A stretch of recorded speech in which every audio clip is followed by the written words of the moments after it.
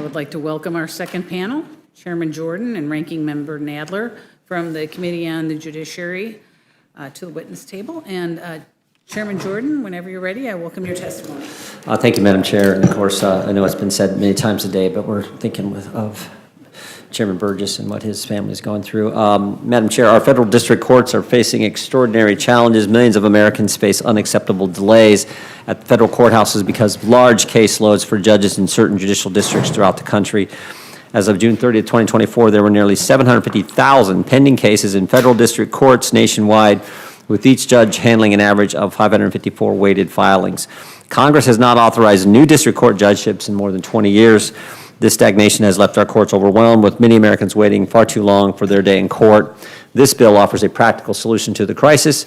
It follows recommendations of the Judicial Conference and provides for 66 new district court judgeships in jurisdictions that need them the most over the next 10-year period. This bipartisan bill is designed with foresight and political fairness, staggering the additional judgeships over 6 phases from 2025 to 2035. This measured approach spans 3 presidential terms, 6 Congresses, ensuring that no single political party is guaranteed an advantage. Positions are distributed equitably among blue and red states and targets areas where the need is greatest. Additionally, the Judges Act addresses unique regional needs. For example, it establishes new locations for federal court proceedings in Utah, Texas, and California, making the judicial system more accessible for those residing in remote areas. The bill also includes measures to ensure Congress can remain effectively engaged in making sure our judicial system has the resources it needs to serve our country's needs. It requires the Judicial Conference to publicly release its biennial recommendations along with the methods and data used to determine where new judgeships are warranted. Additionally, the GAO will evaluate the efficiency of court operations and examine detention space requirements to ensure resources are used effectively. The bill's modest but necessary investment to ensure our courts can deliver justice without unnecessary delay. Indeed, the ability of our federal judiciary to deliver timely, impartial justice is essential to maintaining public trust in our legal system. Madam Chair, the Judges Act is a vital step towards strengthening our judiciary, ensuring that justice is not just a promise but a reality. The Senate has already recognized the importance of this goal, passing this bill unanimously. I look forward to answering any questions you may have and yield back. Thank you very much. Ranking Member Nadler, you are recognized. Thank you, Madam Chair. Madam Chair, we are here today because of a broken promise. Earlier this year, I proudly joined my colleagues, Court Subcommittee Chairman Issa and Ranking Member Johnson, in introducing the Judges Act. For decades, Congress has been at an impasse on the question of how to create new judgeships while not knowingly giving new appointees to the other party. This bipartisan bicameral bill would have broken that logjam by having both sides agree to take a chance on their own party winning or not winning the White House. Under this legislation, we all promised to give the next 3 unknown presidents a certain number of judgeships. Because no one can tell the future, we were all at an equal disadvantage. But for this deal to work, the bill had to be passed before Election Day. On November 6th, we would all know who the next president would be, and the deal would be broken. The Senate did its part and passed the bill last summer. But House Republican leadership was unwilling to take a chance on their own candidate and refused to bring the bill to the floor until now, after the election. Thus, the agreement central to the Judges Act, that the opportunity to appoint new judges be given to an unknown future president, or really to 3 unknown future presidential terms, is now broken. But that is not stopping our Republican colleagues from taking advantage of all the senators and House members who took a chance on bipartisanship. Unfortunately, we are back where we have always been every time a bill to create new judgeships comes before Congress, with one party seeking a tactical advantage over the other. Since Donald Trump demonstrated during his first term that he sees the federal courts as nothing more than an extension of his political operation, and he has already stacked them with dangerously unqualified and ideological appointees, giving him more power to appoint additional judges would be irresponsible. Under the allocation set forth in the Judges Act, he would get 25 judgeship nominations on top of the 100-plus spots on the judicial bench expected to open up over the next 4 years. Donald Trump has made clear that he intends to expand the power of the presidency, and giving him 25 new judges to appoint gives him one more tool at his disposal to do that. Many of the people elevated by Donald Trump to the federal bench in his first term were not just conservative-leaning judges, They're proven to be ultra-conservative ideologues who have perverted the law to benefit Donald Trump and his conservative causes. They've also repeatedly been criticized for their lack of understanding of the law, for their inability to provide speedy decision-making, and for their repeated errors in judgment. We should not compound this problem by giving him yet more nominations to fill. I have long argued for more federal judges. 20 years ago, we were already overdue, and the problem has only gotten worse. But Republicans and Democrats, quite reasonably, have never wanted to give an opposing party's president more power. So presidential administration after presidential administration went by with no new judgeships created. The Judges Act would have broken that impasse if it had been passed before the presidential election this year, such as the Senate did. The genius behind the Judges Act and the deal to pass it was that it was devoid of the politics that have plagued the federal judgeship election process. We took recommendations made by the Nonpartisan Judicial Conference of the United States. The nominees were spread out over 3 presidential administrations and 6 Congresses. And the judge allotments would begin with a future unknown, quote-unquote, next president. In August, senators from both sides of the aisle joined together and unanimously passed the Judges Act. But when S. 4199 arrived in the House, Republican leadership refused to touch it. As the days counted down before the election, my colleagues and I begged them to take it up. We explained the stakes. They knew that bipartisan support for creating desperately needed new judgeships would only exist if the bill were passed into law before November 5th, but they refused. The Republican leadership was uninterested in taking the chance that their candidate would not win in November. It was a fair fight, and they wanted no part of it. Now, here they are today, during the narrow window when the central promise behind the Judges Act is broken, trying to force this bill through the House on a partisan basis. What we are seeing today is a tragic breakdown in what should be a bipartisan process. I thank my colleagues on both sides of the aisle who fought for this bill over the summer and in September. Our work together reminds me that there can be opportunities for collegiality and collaboration across the aisle.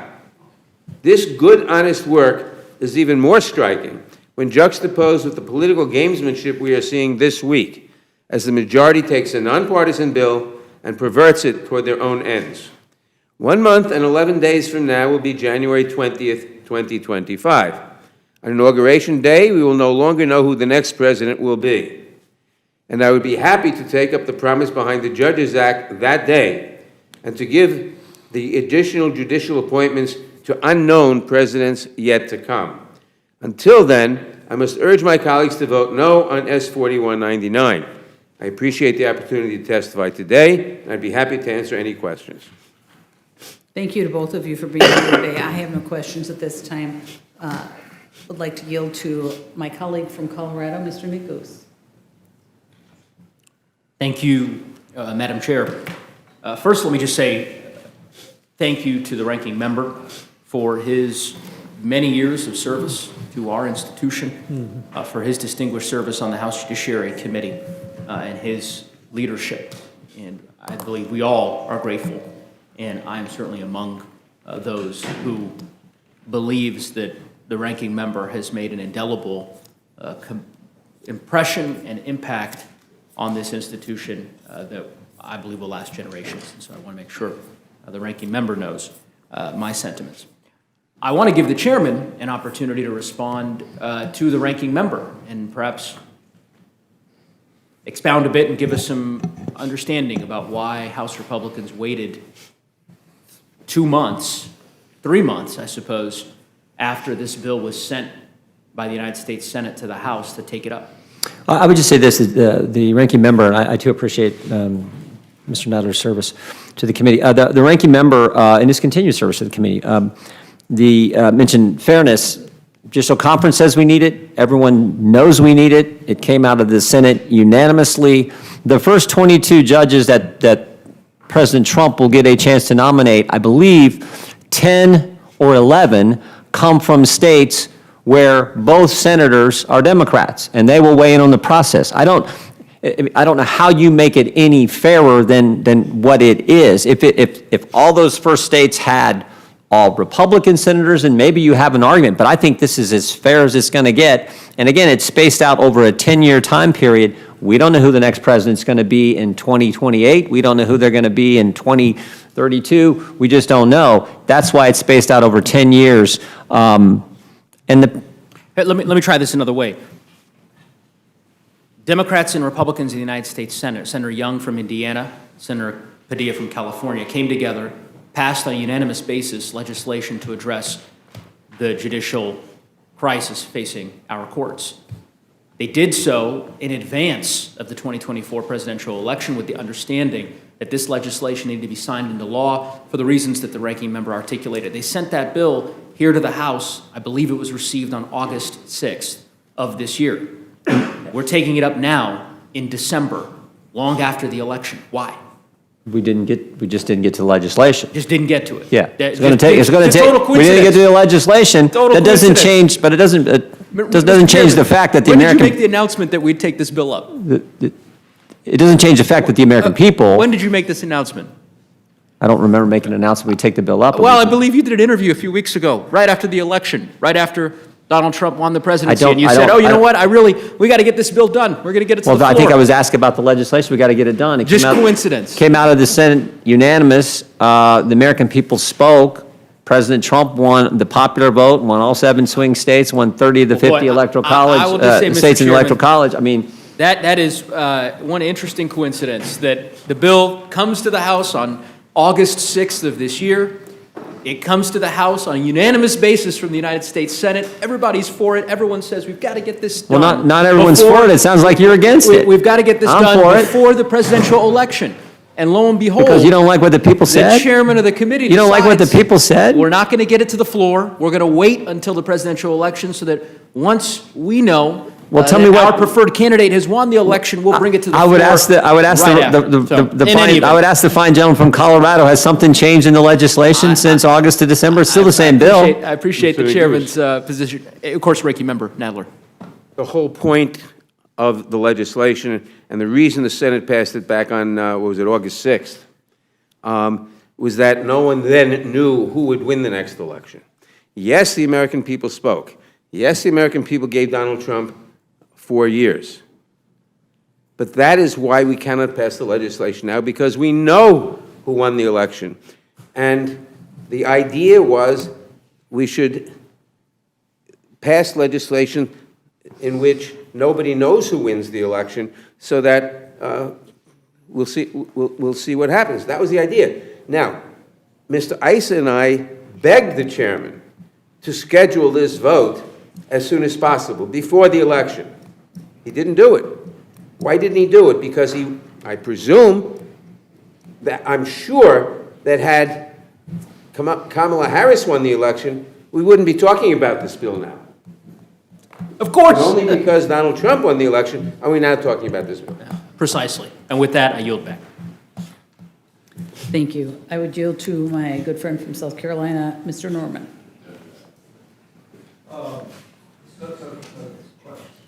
Thank you. I would yield to Ms. Ledger-Fernandez for any questions she might have. No, sir. Thank you very much. I feel like am I having any takers? I would yield to Mr. Roy. I'm sorry. I'm taking. Just really quick, Mr. Chairman, to your point, is it not true that a significant number of states and districts across the country, regardless of their political makeup, red state, blue state, whatever, get judges under this legislation? Yes, and I would, yes, that's definitely the case. Right. In other words, in the conversations and the debates between Democrats and Republicans on something that is inherently political, despite the fact we pretend that the judiciary is not political, as evidenced by this exact situation that my colleagues on the other side of the aisle don't want to put forward more judges now that they know President Trump has been elected for 4 years. So the non-political judiciary is clearly inherently political. So the question here is, there was a debate and legislation was put forward, general agreement to put it forward, and it was designed to create new judgeships throughout the country. And I frankly don't have it. It's 60-something judges. Is 66. That what it is? 66 judges, and I don't know, to be honest with you, how that's parsed out. I couldn't tell you whether, I know Texas gets some. Yep. And I know there's other states, but I don't know whether there's any, for example, in the gentleman from Colorado and the gentleman from New Mexico. I don't know how they're parsed out. My point is, and it could be tilted one way or the other. California gets 7, and Okay. again, two Democrats. And I actually had Republicans come up to be concerned that they actually wanted to look to amend the legislation because they were concerned about all the states where both senators are Democrat. And we all know how this process works. Democrat senators weigh in with the administration when they're determining who are going to be federal judges in those respective states. So, I mean, I think suffice it to say, I mean, and the ranking member said that that's why this bill should not pass, is we now know the result of the election. But if the judges are needed, the judges are needed. True? Is that right? Accurate. I mean, would the ranking member agree, regardless of the ranking member's concerns about the extent to which we now have 4 years of a president not of the liking of the ranking member, that in fact we still, for purposes of managing the caseload and the workload, say as a former AUSA and appearing before judges, that we do need the judges? Do we all agree on that on a bipartisan basis, that we need the judges? If you permit me to comment, we need the number of judges. However, President Trump has shown, he bragged that by his 3 appointments, he overturned Roe v. Wade. He said he was going to do it, he did it. So don't tell me it's not political. Now, you may think Well, I overturning said it Roe v. was Wade political, is a but good go. idea or a bad idea, but it was certainly a political idea. He promised to do it. He appointed 3 judges whom he knew would do it. They did it. And that's the way, unfortunately, the process works. Would the ranking member agree that the truth is, over in the Senate, in particular, between the blue slip policy and the way we handle the circuit judges, that is different than the way we handle the United States Supreme Court? In other words, the local senators have a significant say, and the Judiciary Committee and the Senate have a significant You say. do not know, Mr. Roy, if President Trump, who has proven to be iconoclastic in many ways, will adhere to that practice or not. He is not bound by it by law. It's custom. He may decide, no. But the truth is, having served as a lawyer on the Senate Judiciary Committee, that is the way that has typically been done. And would the chairman agree that that is the way it's typically been done, that that's the way we would expect it to be done? Obviously, that doesn't mean that a senator gets a hardcore Right. decision point to be the one person who decides, but that general respect and comity is yielded to the senators in question. So to the extent that there is a judge being added in a jurisdiction, say the California jurisdiction, that we would, generally speaking, have some deference to the California senators. Is that not what we would expect? Frankly, to our chagrin, right? Would the chairman agree with that? Yeah, and frankly, we're talking about judges, but that typically applies to U.S. attorneys as well. I mean, they weigh in on that also in our judicial system. I'd point out Yeah, sure, the ranking member. that blue slips were changed for circuit courts in 2017. I would So it doesn't even apply to circuit courts. I would point out that it was, in fact, the Democrat majority leader that opened up that can of worms. That may be. As is well That may documented be. historically. That may So, be. I'm my not saying point it's a good thing or a bad thing to do. I'm simply we are, saying it's we are done. where we are, as I would say, the right member. So, Mr. Chairman, the only other point I would make to the chairman, there's one other issue that I'm not going to focus on in a significant length, but there is the issue that I think is important with respect to the current Senate leader, Mr. Schumer, engaging and focusing and targeting and sending a letter to a particular district, one that happens to be in the state that I represent, although not in the district I represent, in the Northern District of Texas, where Senator Schumer injected himself in the way and the nature in which cases are assigned. And I've had some correspondence back and forth with the courts and with the administrative office of the courts about this issue. And I just wonder if the chairman agrees that under our current statute, our current law, that we should not try to force upon by some edict by the judicial conference that would supersede the statute that says that judges Right. should make the determination in the districts on where cases are assigned, that there shouldn't be a random process, literally a randomized process laid on top of that through rulemaking by the courts. That if we were to choose to do that as Congress, we are well within our powers, Congress, to do that, but it is not the courts that should do that on top and overlay Right. the statute. Totally agree. Totally agree. That is And that was something one of that the issues we were debating in the context of this larger debate on this bill, and frankly, another bill that came from the Senate that I think is going to get made into law as well. Correct. Well, with that, I will yield back. Thank you, Mr. Roy, and I would yield to Mr. Langworthy for any questions he may have. Thank you very much, Madam Chair. I just think it's extremely hypocritical that Democrats, after this passes 100-0 in the Senate, are now balking at the fact that our judiciary needs additional judges. I know from talking to the federal judges in the Western District of New York that they are extremely overworked, their caseloads are too high. They won't get a new judge until near the end of the decade, much past this term of office. This is good legislation. It would have been good if there was a Democratic president. It would have been, it's good legislation now that President Trump's coming back into the White House, and this is about the sanity of our jurisdictions, not in the workload, not about politics. So I yield back. Thank you, Mr. Langworthy, and I would yield to my friend from Georgia, Mr. Scott. I think it's all been said. I mean, if I'm not mistaken, Chairman, this bill passed by unanimous consent in the Senate August 1st, so there's like no objection in a Senate controlled by Democrats, and now we're looking to pass it, and the Democrats in the House are objecting to it. And I think this is just, just by definition, if you looked up Trump derangement syndrome in the dictionary, I think this would be a pretty good example of it. Would the gentleman Madam yield? Chair, I yield. No, sorry. Well, go ahead. Yeah, because I have great respect for you, Mr. Scott, so I'm just suggesting here, let's have an intellectually honest debate. Mr. Roy said it best, we are where we are, right? But spare me, and it's not your reference, but Mr. Langworthy made this notion of, well, the judicial system is facing a crisis and a backlog and all the rest. Yes, there are many of us who've been working on it for the better part of the last 18 months who were begging House Republicans and the chairman and others to take All right, this let me- legislation as the if I Senate had can. asked. And so now to pretend as though the reasoning that the ranking member articulated is, I get that you disagree with it, but at least concede. You understand the senators have said explicitly they hoped that the House would take this up before the election for this precise reason. The So that's bill- all I'm suggesting. The bill was introduced, I mean, this says January, February, March, April 19th of 2024. Correct. Well, that's not compromise 18 was months reached. ago. This is kind of record speed for a piece of legislation getting done over the last 10 years when you get right Correct. down to it. I mean, In any event, I yield back. Well, but I would just, if I could, to the gentleman from Georgia. it I would passed just- by unanimous consent in a Democratic-controlled Senate, and it's the same language. If we had changed the language, I would understand the objection, but I don't understand.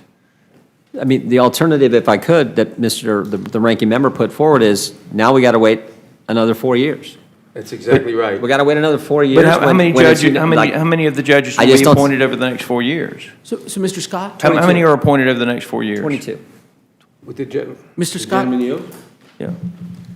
The Mr. fact Negose. is that Mr. everyone- Negose. I was yielding to Mr. Negose. Thank you, Mr. Scott. I guess the only question then is it your position, do you honestly believe that no Republicans were essentially trying to ensure this legislation was not considered before the election? That it was a total coincidence that essentially the legislation passed in the Senate intentionally before the election with the understanding that the House needed to pass this before the election, but that House Republicans, and I don't want to paint with a broad brush here, but that essentially it was the position of the Republicans that they didn't take up this legislation. It was a total coincidence, and now the election is over, we're going to take it up. That's your position? I mean, let's just be honest. I think we would be taking up the legislation regardless of who won the election. It's just a difference of opinion.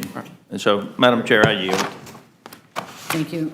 Thank you, Mr. Scott. And with that, I thank you very much for appearing before us Thank you, Madam today, Chair. and you are excused. Thank you.